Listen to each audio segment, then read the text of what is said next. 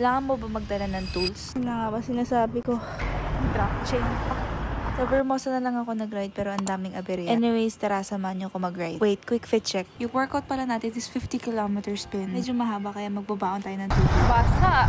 Pag alis ko ng bahay, okay naman yung bike ko. Kaso pagdating ko sa Vermosa at wala pang 1 lap, Yun na nga ba sinasabi ko. ayun, nagulat na lang ako lumambot na yung likod ko na gulong. Pero buti na lang, wala namang butas. Kasi chinek ko rin, wala namang pako or anything. Pero ayan, para kampante rin ako every ride. Kahit Vermosa lang yan, or kahit gano'ng kalapit. Basta lagi ako may bit-bit na tools. Minsan kasi hindi mo naman talaga control yung aberya. Kaya mas mabuti na prepared ka. Anyways, buti nakastart na rin ako. Retouch lang tayo guys. Para hindi naman tayo mukhang haggard. I'm using Get Ready With Me. Siyempre kahit haggard, kailangan fresh. Less pagod. Puro hapon ride lang tayo late. Ewan ko ba, nahirapan talaga ako bumangon minsan sa umaga. Pero kahit hapon ride naman, tignan niyo naman yung view, diba? Ganda ng sunset. Kala ko smooth na yung ride. Kaso ng third loop ko na. Drop chain pa. Ayun, medyo naging sirani ko tayo dito. Charot. Naayos naman natin yan. Yun. Finally, busy na.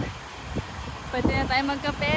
A mandatory coffee after ride. Ikaw ba? Anong tools dinadala mo pag nag-ride ka? Ayun lang, ride safe.